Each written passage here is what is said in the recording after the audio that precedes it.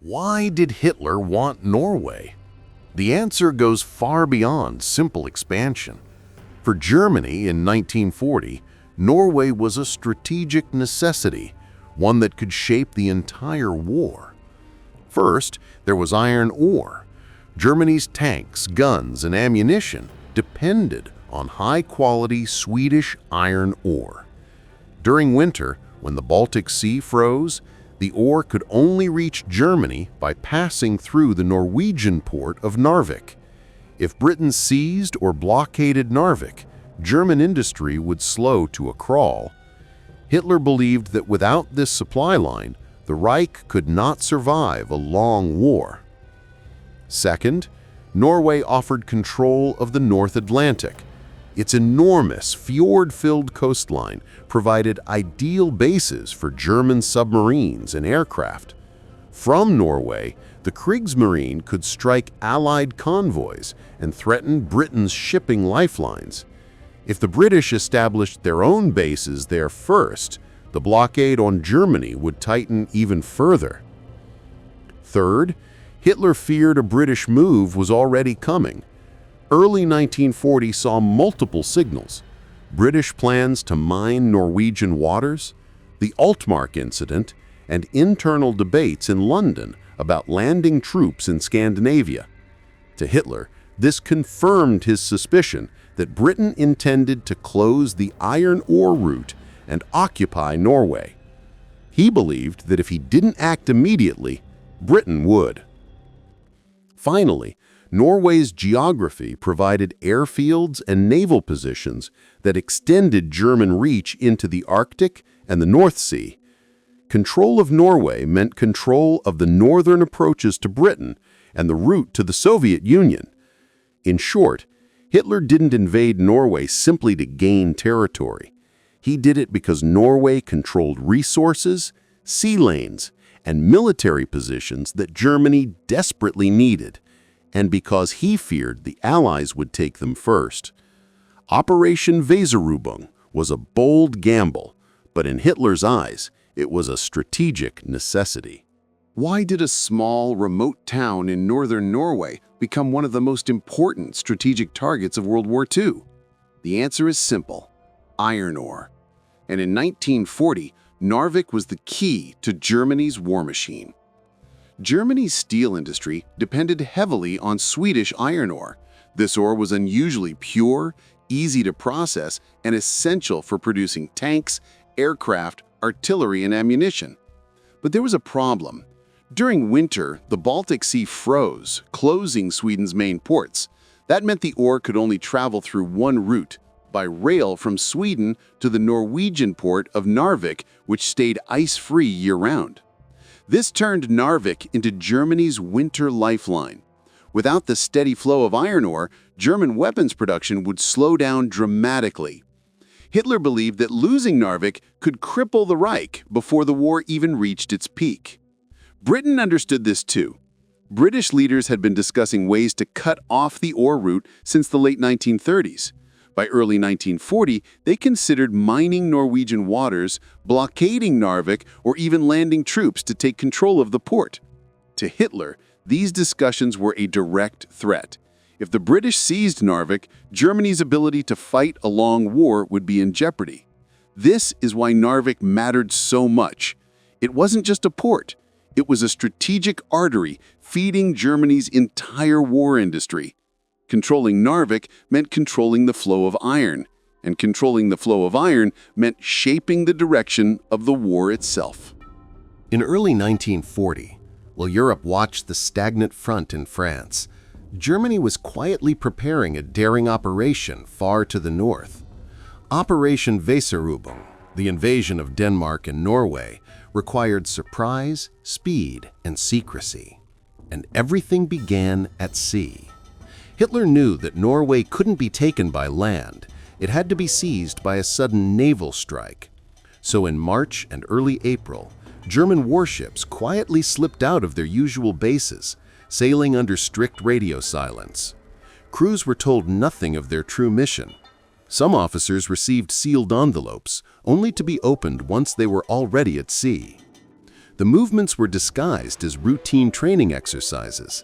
Battleships, cruisers, destroyers, and troop transports fanned out into the North Sea, taking wide, indirect routes to avoid British patrols. The Kriegsmarine had to divide its already thin fleet into multiple task groups, each assigned to capture a different Norwegian port: Narvik, Trondheim, Bergen, Stavanger, Kristiansand, and Oslo. To maintain secrecy, Germany staged fake departures from visible ports while hiding actual troop loadings at night. Supply ships were pre-positioned in remote fjords. Even reconnaissance flights over Norway were carefully limited to avoid tipping off British intelligence. And yet, despite all the clues, the Allies hesitated. British and French planners suspected something was coming, but they expected a German move toward the Low Countries, not Scandinavia. While the world looked south, Germany's fleet was already on the move, carving silent paths through fog and open seas. The invasion had not yet begun, but the decisive strokes were already in motion, hidden beneath the surface of Europe's attention, carried forward by the cold waters of the North Sea. On the morning of April 9, 1940, Denmark faced one of the shortest military campaigns in modern history. In just 6 hours, the country went from peace to occupation. But this wasn't a story of cowardice. It was a story of overwhelming force and an impossible strategic position. Before dawn, German troops crossed the border without warning. At the same moment, paratroopers landed near key bridges and airfields while warplanes roared low over Copenhagen. Denmark's small army, just a fraction of Germany's size, had no chance to mobilize. Many Danish units woke up to find German tanks already rolling past their barracks. Denmark's geography made the situation hopeless. Flat land, no natural defenses, and a border only 68 kilometers long meant German armor reached Copenhagen within hours. The Luftwaffe threatened to bomb the capital if Denmark resisted further. With civilians at immediate risk, the Danish government faced a grim choice. At 6 a.m., Danish forces were still fighting in scattered pockets. By 8 a.m., they were almost completely surrounded, and just after 10 a.m., the government announced a ceasefire. The official surrender came soon after. The decision wasn't about giving up, it was about survival. Denmark knew that continued resistance would bring massive civilian casualties and achieve nothing against a vastly superior enemy. Instead, the government chose cooperation to preserve lives and maintain a degree of autonomy under German occupation. In only 6 hours, Denmark fell, but in doing so, it protected its people from devastation. The campaign became a stark reminder of how quickly modern war could strike, and how the map of Europe was being reshaped at lightning speed in 1940. In the early hours of April 9, 1940, Norway woke to a shock it never expected. German warships were already inside its fjords, heading straight for the country's most strategic ports. Operation Weserubung relied entirely on surprise, and the landings at Oslo, Bergen, Trondheim, and Narvik became some of the boldest naval assaults of the entire war. Oslo was the political heart of Norway, and Germany planned to seize it instantly. But the approach to the capital was protected by the fortress of Oscarsborg. As German ships pushed into the fjord, the fortress opened fire, sinking the heavy cruiser Blücher and killing hundreds. The delay was costly, but German troops eventually landed by air at nearby Fornebu Airport, outflanking defenses and taking the capital by noon. Bergen, on the western coast, was hit with a coordinated air and sea assault. German destroyers rushed into the harbor while Luftwaffe bombers suppressed coastal batteries. Norwegian gunners fired back, but within hours, German troops were inside the city. The port fell intact, exactly as Berlin had hoped. Trondheim, farther north, was critical for its central location. Here, Germany executed a risky long-range push. Cruisers and destroyers sailed deep into Trondheim Fjord without waiting for air support. It worked. Norwegian defenses were unprepared for a direct naval rush, and German troops captured the city with minimal resistance. Trondheim became a key hub for Germany throughout the occupation. Narvik, resting above the Arctic Circle, was the most dramatic landing. 10 German destroyers slipped through the mountains and snow into the narrow harbor. The town fell quickly, but holding Narvik proved far harder. Over the next weeks, German and Allied forces fought brutal battles in the ice and mountains, making Narvik the only place in the campaign where Germany briefly risked losing its foothold. Across all 4 ports, the pattern was the same: bold naval thrusts, coordinated airstrikes, and complete surprise. Norway's defenses were brave, but overwhelmed before they could react. These landings shattered the illusion that geography alone could protect a nation. In a single morning, Norway found itself under attack from the sea, the sky, and the shadows of the fjords. The invasion had begun, and the world was watching. In February 1940, 2 months before Germany invaded Norway, an icy drama unfolded in a remote Norwegian fjord. It was a clash that shocked the world, embarrassed Norway, enraged Hitler, and pushed Britain and Germany one step closer to open confrontation. This was the Altmark incident. The German tanker Altmark had been serving as a supply ship for the pocket battleship Graf Spee. On board were nearly 300 British prisoners, captured from merchant ships in the South Atlantic. When the Graf Spee was lost, the Altmark raced north, hugging neutral waters and hiding behind Norway's coastline to avoid British patrols. Under international law, Norway, still neutral, was supposed to inspect foreign ships, but the Germans insisted the Altmark carried only technical cargo. Norwegian authorities lightly checked the vessel and allowed it to continue. Britain suspected a deception, and they were right. On February 16th, British destroyer HMS Cossack intercepted the Altmark deep inside Jersing Fjord. It was a bold move, violating Norwegian neutrality to stop a German ship in protected waters. As the Cossack's crew boarded, German sailors resisted, fighting in the darkness of the frozen fjord. Shots were fired, men were killed, and chaos echoed between the cliffs. Then came the moment that would become legendary. British sailors forced open the holds and shouted, "Any Englishmen here?"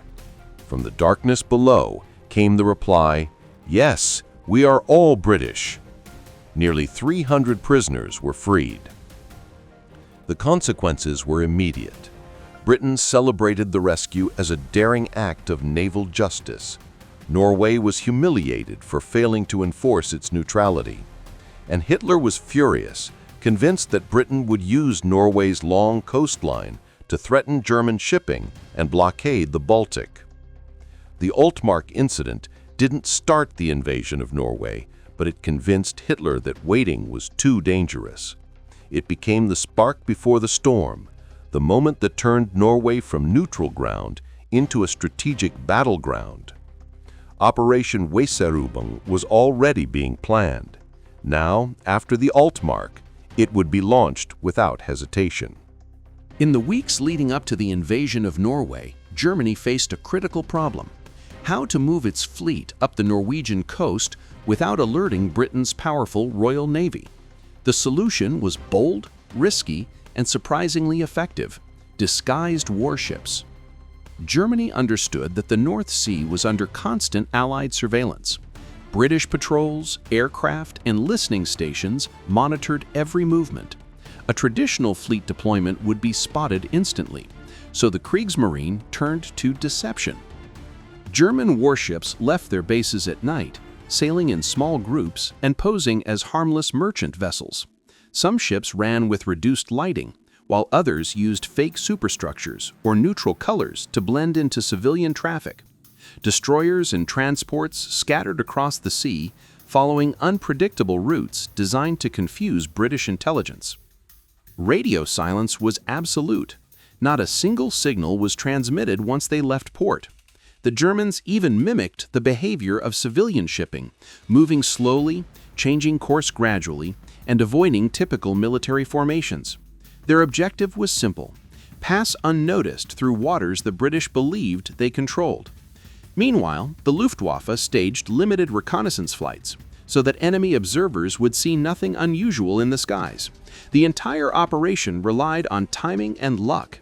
Britain did spot some of the ships, but misunderstood their purpose, assuming they were routine German movements or training exercises.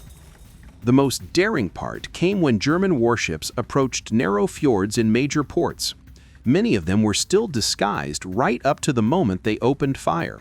In several cases, Bergen, Trondheim, and Narvik, coastal defenses hesitated for precious minutes, unsure whether the incoming vessels were enemy warships or friendly traders. That hesitation was all Germany needed. By the time the British realized what was happening, the disguised squadrons were already inside Norway's defenses, landing troops and seizing key positions before anyone could react. Germany's deception at sea didn't just support the invasion, it made it possible. The disguised warships slipped through the cracks of Allied assumptions, proving that in modern warfare, surprise often depends not on strength, but on cleverness and audacity. Narvik, a remote port above the Arctic Circle, became the most dramatic and strategically important battlefield of Germany's Norwegian campaign. Its deep harbor, surrounded by towering mountains, made it both a jewel and a trap in the early months of 1940. For Germany, Narvik was essential. It allowed year-round shipment of Swedish iron ore, a lifeline for the Reich's war industry. The Kriegsmarine sent 10 destroyers and hundreds of troops into the icy harbor, hoping to capture the port quickly. But Narvik was unlike any battlefield Germany had faced before. The terrain favored the defenders.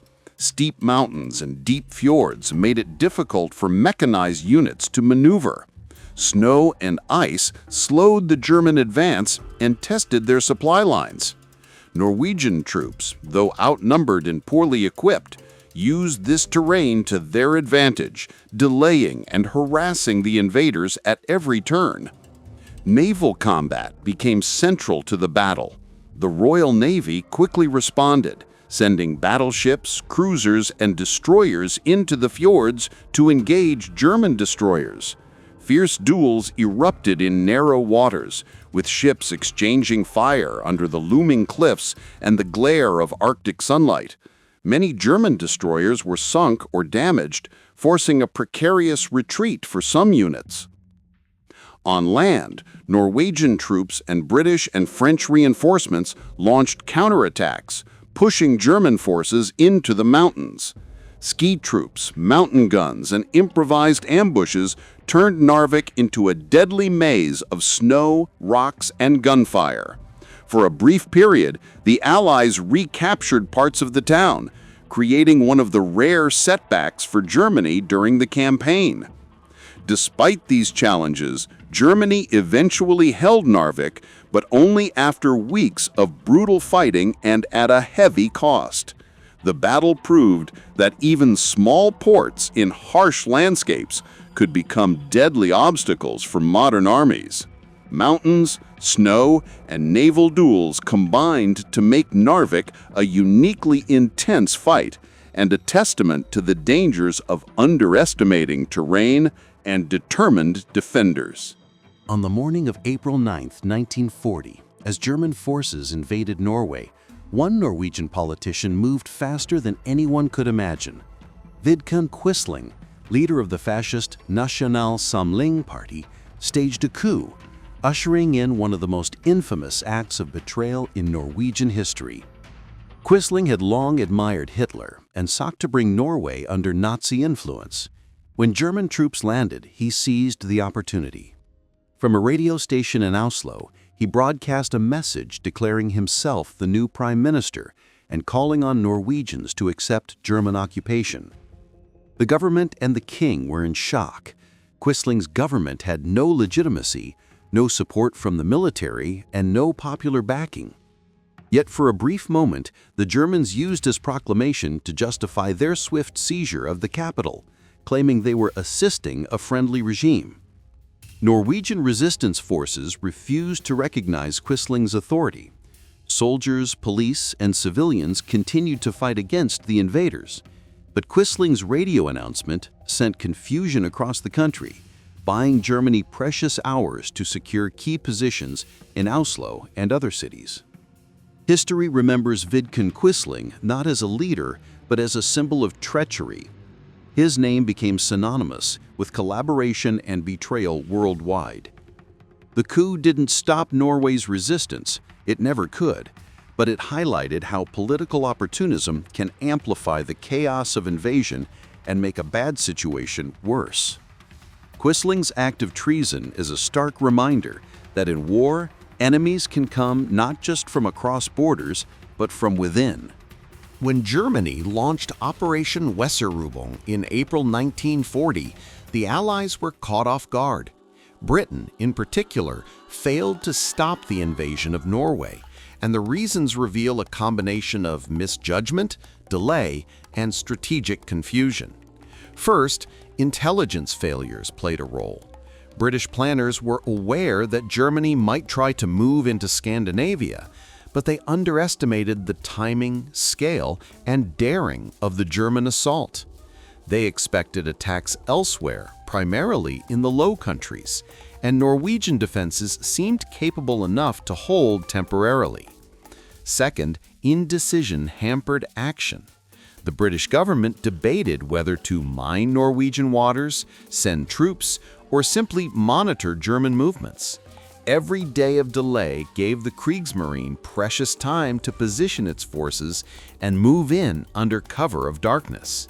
By the time the British tried to respond, Germany already controlled key ports and airfields. Third, logistics and geography worked against the British. Norway's rugged mountains, fjords, and frozen northern regions made rapid deployment extremely difficult. Landing troops in Bergen, Trondheim, or Narvik required naval superiority, which the Royal Navy could not guarantee given German air cover and anti-ship defenses. Finally, coordination problems further weakened the response. The British, French, and Norwegian forces struggled to communicate and organize counterattacks. While some local successes occurred, such as at Narvik, these victories were temporary and could not change the overall momentum of the invasion. In the end, Britain failed not because it lacked courage or resources, but because it was slow to act, overcautious in planning, and facing an enemy who had combined speed, surprise, and bold deception. The failure to stop Germany in Norway became a stark lesson in the importance of rapid decision-making and seizing the initiative in modern warfare. When Germany invaded Norway in April 1940, the Royal Norwegian Navy faced one of the most impossible missions of World War II, to defend a long coastline with limited ships, outdated equipment, and no chance of reinforcements. Yet despite the odds, Norway's sailors fought bravely, leaving a legacy of courage and sacrifice. At the outbreak of Operation Weserubung, Norwegian naval forces mobilized quickly.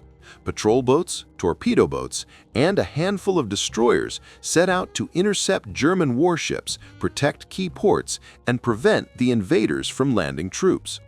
Though outnumbered and outgunned, they used intimate knowledge of fjords, channels, and coastal geography to strike unexpectedly. In Narvik and other northern ports, Norwegian ships engaged German destroyers in daring skirmishes, often under the cover of mountains and fog.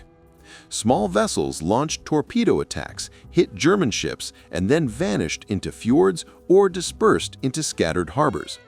Every engagement slowed the German advance and bought time for Norwegian forces and civilians to prepare defenses. Despite their bravery, the Royal Norwegian Navy could not hold back the full German assault. Larger ships were sunk or captured, and crews were forced to retreat or scuttled their vessels to prevent enemy use. By late April, only a handful of Norwegian ships remained operational, many escaping to Britain to continue the fight from exile. Though numerically defeated, Norway's navy achieved a symbolic victory. Their resistance delayed German operations, inflicted losses, and demonstrated that courage and skill could challenge a far superior force. The Royal Norwegian Navy's last stand remains a testament to determination under impossible circumstances and a proud chapter in Norway's wartime history. When Germany invaded Norway in April 1940, the Norwegian army was quickly overwhelmed. But the story of Norway's defense didn't end with surrender. Ordinary citizens, soldiers, and local leaders transformed the nation into a hub of resistance, from organized mobilization to daring guerrilla warfare. Initially, resistance began with military mobilization. Local militias and surviving army units regrouped in the mountains and forests, establishing defensive positions to slow the German advance. Small towns and rural communities provided shelter, food, and intelligence to troops, keeping pockets of organized defense alive even after major cities fell. As German control expanded, resistance shifted to guerrilla tactics. Norwegians exploited their knowledge of the terrain, fjords, mountains, and dense forests to launch ambushes, sabotage supply lines, and attack isolated units. Ski troops, small patrols, and local volunteers became experts at striking quickly and disappearing into the wilderness, harassing the occupiers continuously. Resistance also extended beyond the battlefield. Civilians engaged in intelligence gathering, transmitting reports of German movements to Britain, and supporting underground newspapers and communication networks that maintained morale and national identity. In many regions, even small acts, burning supplies, hiding weapons, disrupting transport, had an outsized effect. Though Norway could not stop the occupation outright, its resistance demonstrated resilience, adaptability, and national unity. From formal military mobilization to guerrilla warfare in snow-covered forests, Norway's defiance tied down German forces, inspired allies, and left a lasting legacy of courage under occupation. On April 9, 1940, as Germany launched its invasion of Norway, one of the most audacious and surprising attacks occurred in the southwest, the assault on Stavanger and Sola Airfield. German paratroopers, elite airborne troops, were dropped directly onto key targets, catching the defenders completely off guard. Sola Airfield, near Stavanger, was crucial.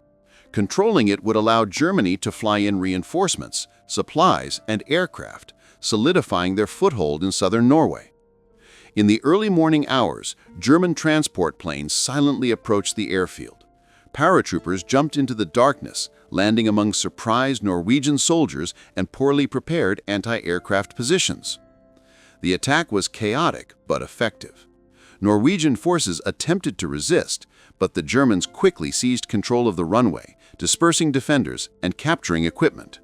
Within hours, Sola Airfield was in German hands, allowing additional troops and aircraft to land safely, further strengthening the invasion force. The operation at Stavanger was equally bold. German troops landed in the city using both air and sea, exploiting confusion and speed. Norwegian defenders, unprepared for airborne assaults and facing coordinated attacks, were quickly overwhelmed. The rapid German success sent a clear message: Norway's defenses could be bypassed not only by traditional invasion, but also by sudden, high-risk airborne operations. The paratroopers' surprise at Stavanger and Sola Airfield showcased the effectiveness of Germany's combined arms strategy: airborne troops, air support, and naval coordination working together to seize strategic locations. It was a dramatic example of modern warfare in 1940, and a reminder that speed, surprise, and planning could achieve results that brute force alone could not. When German forces advanced on Norway in April 1940, Oslo, the capital, should have been the centerpiece of the nation's defense. Instead, delays, confusion, and misjudgments left the city vulnerable, turning it into a critical weak point in the Norwegian campaign. Norwegian authorities were slow to mobilize. Intelligence reports indicated German movements, but the speed and direction of the invasion were underestimated.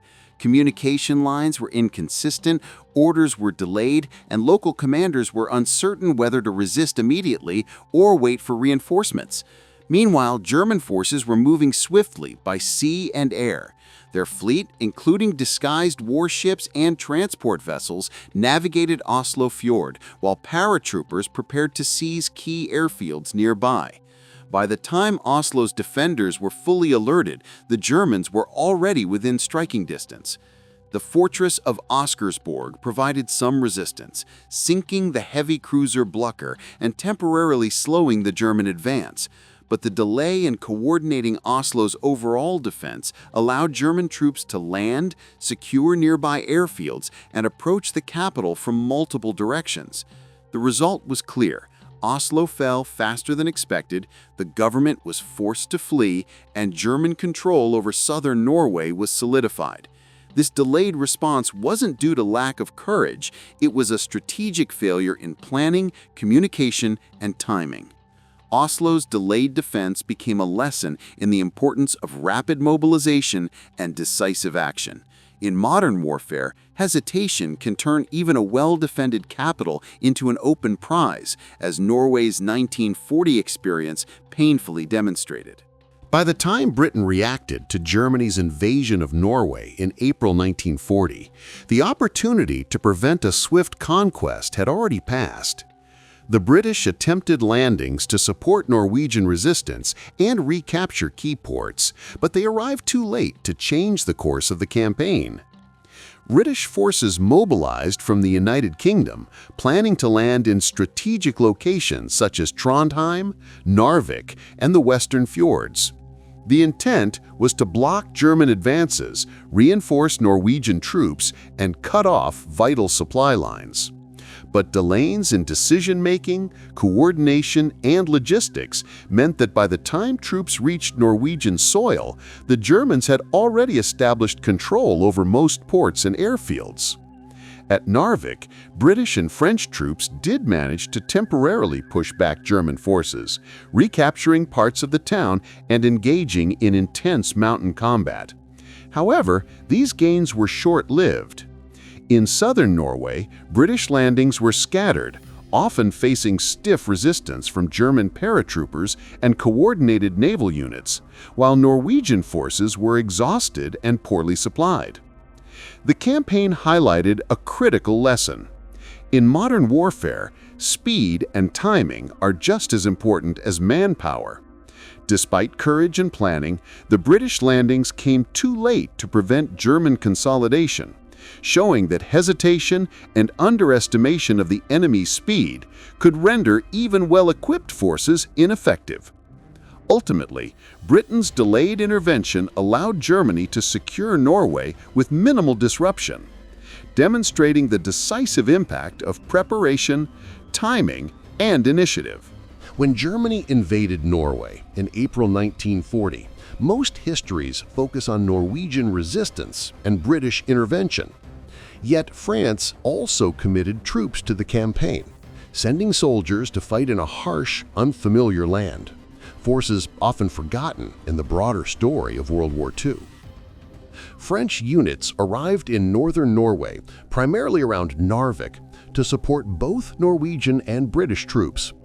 These soldiers faced daunting conditions: freezing temperatures, deep snow, rugged mountains, and limited supply lines. They had to adapt quickly to winter warfare, ski patrols, and mountain combat, skills the Germans had already partially mastered through preparation and surprise. Despite these challenges, French forces contributed significantly to the counterattacks at Narvik. They fought alongside Norwegian and British troops, engaging German mountain infantry and helping to temporarily recapture parts of the town. Their artillery, experience, and discipline added a crucial edge during the brief Allied successes. However, the broader collapse of France in May 1940 forced a difficult decision. With Germany advancing in Western Europe, French troops in Norway had to withdraw, abandoning gains and leaving Britain and Norway to continue fighting alone. Their efforts, though valiant, were overshadowed by the scale of the overall invasion and the speed of German operations. The story of France in Norway reminds us that even in small campaigns, nations contributed in meaningful ways. These forgotten forces faced extreme conditions, engaged in intense combat, and demonstrated the complexity of coordinating multinational operations in a rapidly moving war. Their sacrifice and skill deserve recognition alongside the better-known stories of British and Norwegian resistance. From the very first hours of Germany's invasion of Norway in April 1940, the Luftwaffe established complete air superiority. Control of the skies proved decisive, shaping the outcome of the campaign and leaving Norwegian and Allied forces struggling to respond. The Germans used a combination of surprise, speed, and well-coordinated attacks. Luftwaffe bombers struck airfields, ports, and key infrastructure before Norway could fully mobilize its defenses. Paratroopers and transport planes followed closely behind, landing troops and supplies directly in areas that would have been impossible to reach without air cover. Norwegian air defenses were small, poorly equipped, and spread thin across a vast country. Allied forces sent a limited number of aircraft to support them, but these planes were often too few, too late, or forced to operate from distant bases. In contrast, the Luftwaffe flew continuously, dominating fjords, cities, and mountain passes. Reconnaissance aircraft provided constant updates to German commanders, enabling precise coordination between air, land, and sea forces. The result was devastating. Coastal batteries were neutralized, troop movements went unchallenged, and key cities, including Oslo, Bergen, and Trondheim, fell faster than expected. Even when Norwegian and British forces attempted counterattacks, German aircraft strafed troops, disrupted supply lines, and prevented reinforcements from reaching critical areas. The Luftwaffe's dominance in Norway demonstrated a key lesson of modern warfare. Control of the air can determine the success of an entire campaign. By the time resistance forces realized the extent of German air power, it was too late. In Norway, the skies belonged to Germany, and that control allowed a small, well-coordinated force to achieve results far beyond its numbers. On April 9, 1940, as German forces advanced toward Oslo, one of the most dramatic naval incidents of World War II unfolded in the Oslo fjord. The heavy cruiser Blücher, leading the German invasion fleet, met unexpected resistance from the fortress of Weserubung, and the consequences would echo far beyond a single battle. The Blücher was packed with troops, equipment, and supplies, poised to capture the Norwegian capital. German commanders expected minimal resistance from a neutral nation. But Weserubung fortress, armed with aging yet powerful coastal guns and hidden torpedo batteries, was ready.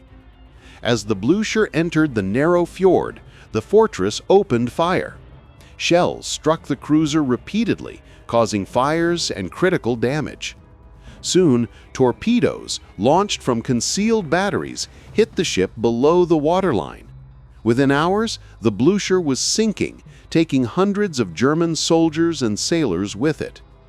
The sinking had immediate strategic effects. It delayed the German advance on Oslo, giving the Norwegian royal family and government precious hours to evacuate the capital. Key documents, gold reserves, and leadership escaped to continue the resistance from exile. Had the fortress failed, Germany might have captured Oslo intact within the morning, altering the early course of the Norwegian campaign. The incident also proved the enduring value of coastal defenses. Even an obsolete fortress, properly positioned and operated with skill and courage, could challenge a modern fleet. The sinking of Blücher became a symbol of Norwegian resilience, and a dramatic reminder that careful preparation and tactical advantage could shape history, even against overwhelming odds. As German forces advanced on Norway in April 1940, the Norwegian government faced a daunting challenge: preserving the nation's financial sovereignty. Central to this effort was the evacuation of Norway's gold reserves, a mission that became one of the most daring operations of the campaign. Norway held nearly 50 tons of gold in its central bank, vital for maintaining currency stability and funding continued resistance. With Oslo threatened and German troops approaching the capital, officials acted quickly. The gold was loaded onto trains under secrecy, moving north through snow-covered mountains and along narrow fjords, often under threat of air attack. From there, the mission became even more complex. Portions of the gold were transported by truck to ports, then loaded onto fishing boats, cargo ships, and even small naval vessels. Every step required careful planning to avoid German patrols and minimize the risk of interception.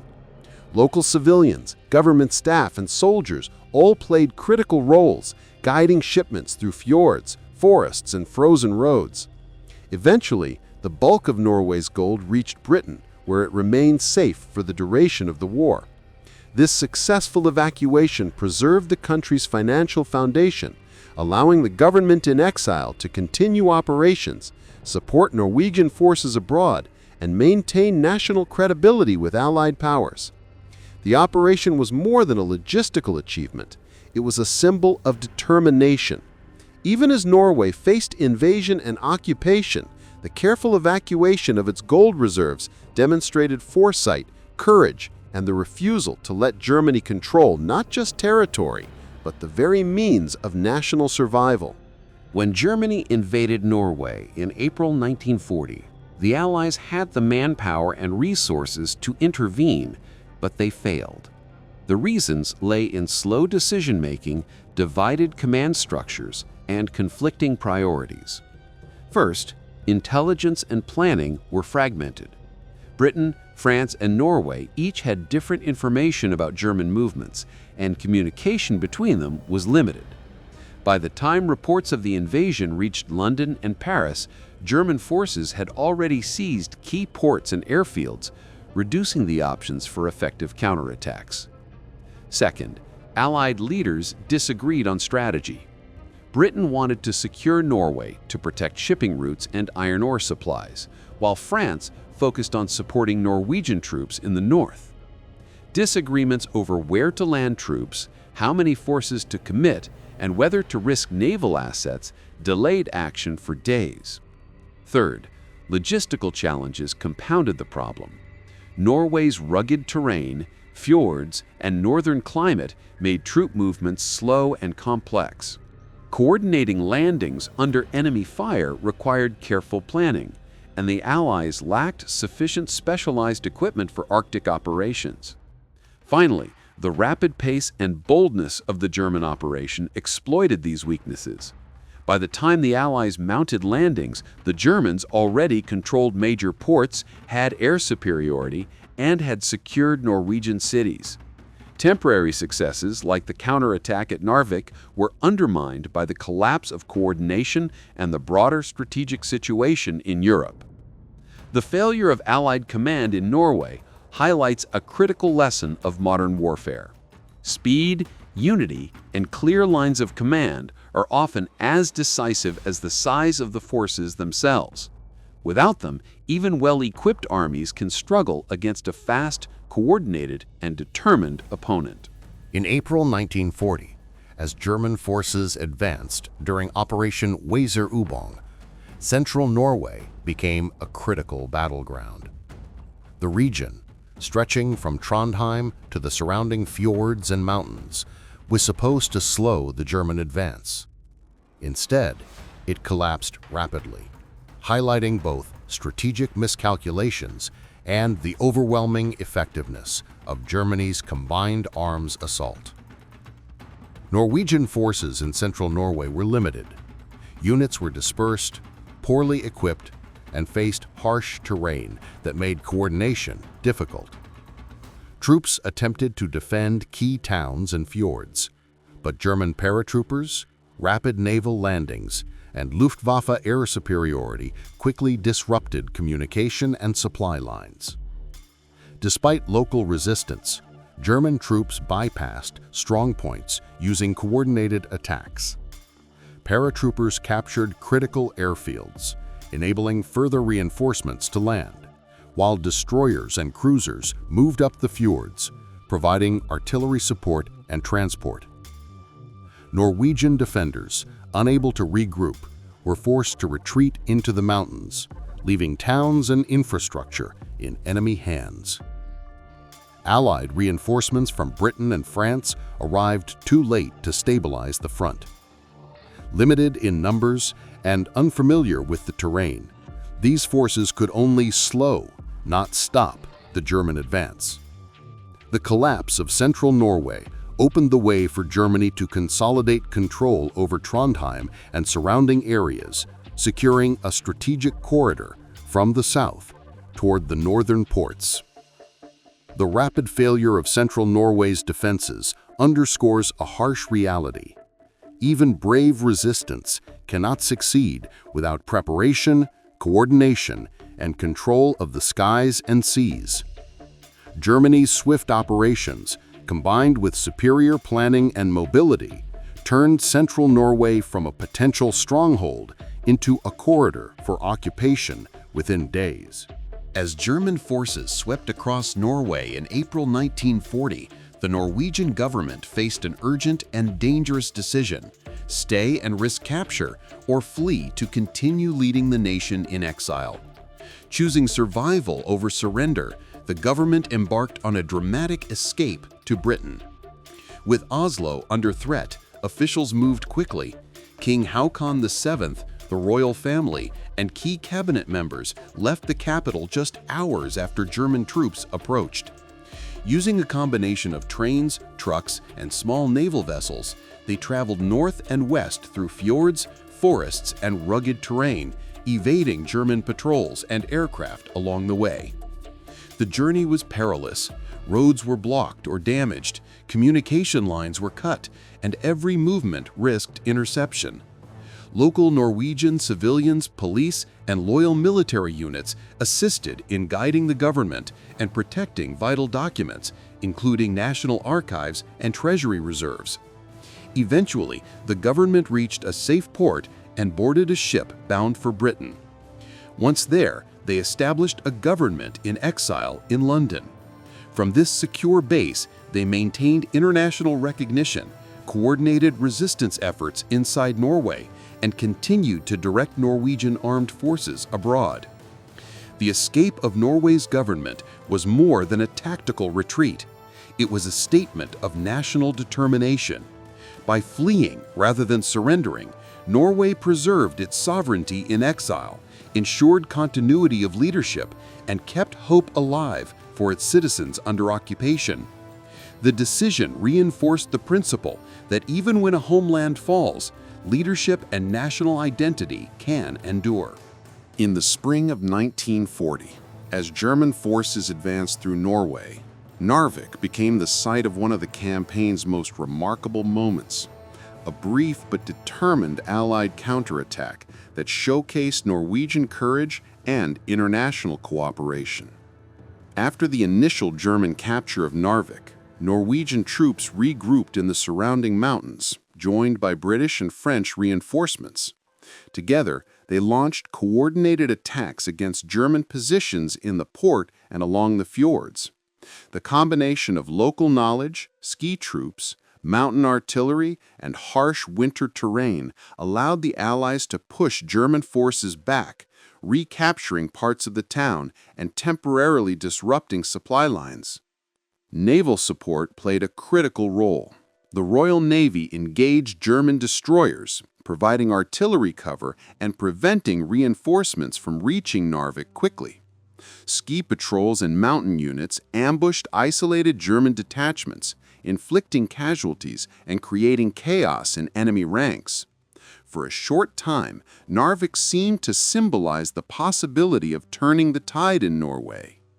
However, the victory was fleeting. The broader situation in Europe, especially the rapid collapse of France in May 1940, forced the Allies to withdraw. Without sufficient reinforcements and facing German air and naval superiority, the recaptured positions at Narvik could not be held.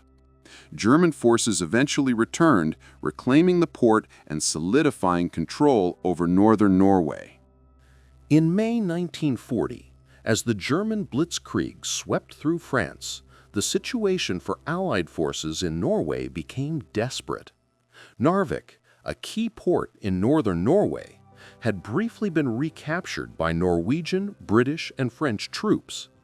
But the rapid fall of France changed everything, forcing the Allies to withdraw and leaving Narvik exposed once again. The Allied victory at Narvik had been hard-won. Norwegian ski troops and French mountain units had retaken parts of the town, supported by British naval gunfire. German forces suffered heavy losses, and for a moment it seemed the tide in northern Norway might turn. Then came the strategic reality. With France defeated and Europe's western front collapsing, Allied planners had no choice but to prioritize defense closer to home. Troops in Norway were ordered to evacuate, abandoning their positions and leaving Narvik undefended. Despite local efforts and remaining Norwegian forces, the port could not hold against a renewed German assault. German troops returned, reoccupying Narvik and consolidating control over northern Norway. The port's recapture secured the critical iron ore shipments that fueled the Reich, and the loss demonstrated the interconnectedness of Europe's campaigns. Victories in one region could be nullified by defeats elsewhere. The fall of Narvik after France collapsed was a bitter lesson in wartime strategy. Tactical success is fragile without strategic support. The Allies had shown what could be done with courage and skill, but global events ultimately dictated the outcome, leaving Germany in firm control of Norway's north. Norway's dramatic landscape, with its fjords, mountains, and forests, is breathtaking. But during the German invasion of 1940, it became a severe challenge for the country's defenders. Geography shaped every battle, often working against Norwegian and Allied forces despite their courage and determination. The long, narrow fjords made rapid troop movements extremely difficult. German forces, however, used these same waterways to their advantage, moving warships and landing troops directly behind Norwegian defensive positions. Coastal artillery could only cover limited areas, leaving gaps that the invaders exploited with speed and surprise. Mountains and forests slowed reinforcements and supply lines. Norwegian ski troops and local militias were skilled at moving through snow and rugged terrain, but Allied forces, arriving from Britain and France, struggled with unfamiliar conditions. Heavy equipment, artillery, and vehicles often could not reach the front lines, limiting their effectiveness. Harsh winter weather compounded the problems. Freezing temperatures, snowstorms, and ice-covered roads made marching and resupply arduous, while German forces, equipped and prepared for rapid combined arms operations, moved with greater efficiency. Air support and mobility gave the Germans an additional edge in terrain that otherwise favored defenders. In short, Norway's geography was a double-edged sword. While it offered natural defensive advantages, the combination of fjords, mountains, and winter conditions slowed Norwegian and Allied responses, allowing Germany to strike where defenses were weakest. In the 1940 campaign, the land itself became a silent force aiding the invader, highlighting the profound impact of terrain on modern warfare. By the end of April 1940, Germany had secured control over most of Norway. But victory in the field was only the first step. Maintaining occupation required careful planning, coordination, and political manipulation. The German strategy combined military, administrative, and propaganda elements. Troops occupied key cities, ports, and airfields to control transport routes and secure vital resources like iron ore from Narvik. Coastal defenses were strengthened, and the Luftwaffe maintained air superiority to prevent Allied counterattacks. Politically, Germany sought to legitimize its occupation. Vidkun Quisling, the Norwegian fascist leader, was installed as a figurehead, though his authority was minimal and widely rejected by the population. German authorities quickly imposed strict control over civil administration, police, and communications, ensuring that resistance could be monitored and suppressed. Propaganda played a crucial role. German media portrayed the occupation as a protection of Norway and highlighted Quisling's cooperation, aiming to divide the population and reduce opposition. Meanwhile, strict curfews, checkpoints, and surveillance kept ordinary Norwegians under constant pressure. Economically, the occupiers focused on exploiting Norway's resources for the war effort. Ports, railways, and shipping were repurposed to supply Germany's military, while Norwegian industry was redirected to support the Reich. The occupation of Norway demonstrated that conquering territory was only part of the challenge. Germany's careful combination of military force, administrative control, and propaganda allowed them to maintain dominance even in a nation that had shown remarkable resistance during the invasion. After Germany secured control of Norway in 1940, Hitler installed Vidkun Quisling as the head of a puppet government, creating one of the most notorious examples of collaboration in modern history. Quisling, leader of the fascist National Samling Party, had long admired Hitler and actively sought to align Norway with Nazi Germany. Quisling's government was largely symbolic. Real power remained in German hands, with the Reich controlling the military, police, and key administrative functions. Nonetheless, Quisling issued decrees, attempted to reshape Norwegian society, and encouraged cooperation with the occupiers, all in an effort to gain legitimacy. The Norwegian population, however, widely rejected him. Strikes, protests, and passive resistance became common, and Quisling's authority was limited to what the Germans allowed. His name quickly became synonymous with treachery, and the word Quisling entered the global lexicon as a term for a traitor or collaborator. Despite his ambitions, the Quisling government could never command genuine loyalty. Germans monitored and guided every major decision, ensuring that the puppet state served occupation objectives rather than Norwegian interests. Quisling's role primarily facilitated German control while giving an appearance of Norwegian consent and suppressing dissent. The Quisling regime exemplifies how occupiers often install local figureheads to enforce control, but it also shows that collaboration depends on the population's willingness to accept authority. In Norway, Quisling failed to win hearts or minds, leaving him a symbol of betrayal for generations to come. Germany's invasion of Norway in April 1940, Operation Weserubung, was bold, rapid, and initially successful, but it was also a high-stakes gamble with enormous risks. Hitler sought to secure strategic ports, safeguard iron ore shipments from Sweden, and prevent Britain from using Norway as a base. But achieving all this in one swift campaign was far from guaranteed. The plan relied on speed, surprise, and coordination between the Navy, Army, and Luftwaffe. German forces had to land troops across multiple ports, capture airfields, and move inland before the Allies could respond. Mistakes or delays could trap invading units in isolated fjords, vulnerable to counterattacks from Norwegian forces or the Royal Navy. Naval operations were particularly risky.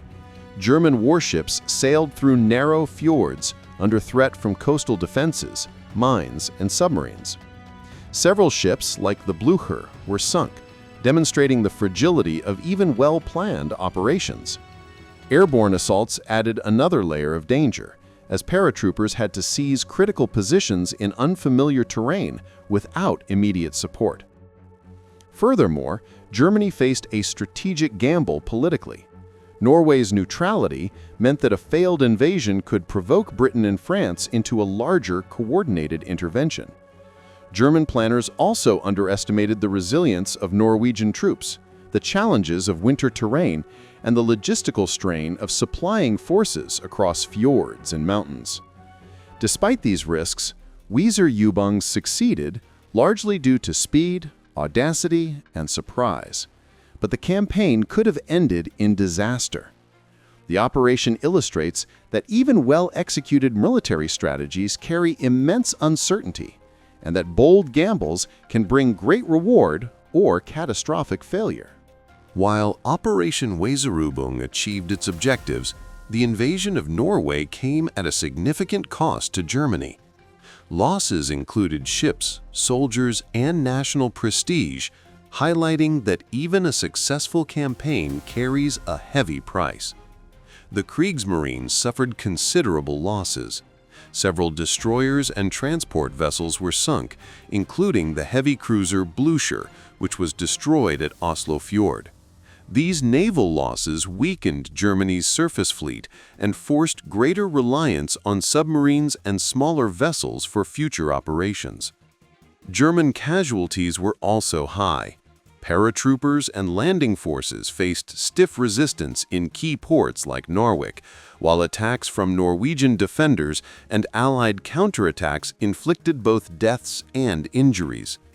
Many soldiers were stranded in fjords or forced to fight in harsh terrain far from supply lines, further increasing the human cost. Beyond men and material, the operation exposed limitations in German planning and highlighted vulnerabilities.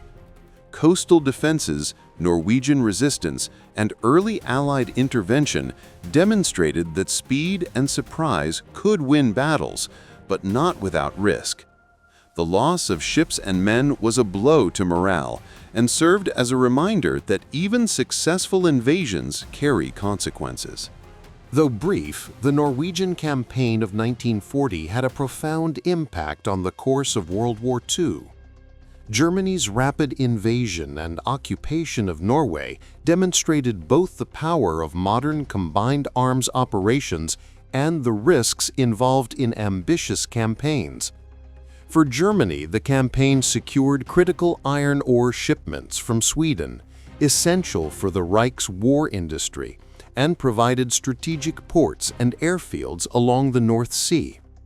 These gains strengthened Germany's position in Northern Europe and allowed the Kriegsmarine and Luftwaffe to operate more freely in the Atlantic. However, the invasion exposed weaknesses. Germany lost ships, soldiers, and faced unexpected resistance from Norwegian forces and Allied intervention. The operation also diverted resources that might have been used elsewhere, demonstrating that even successful operations can carry significant costs. For the Allies, Norway highlighted the consequences of slow decision-making, divided command, and underestimating the enemy.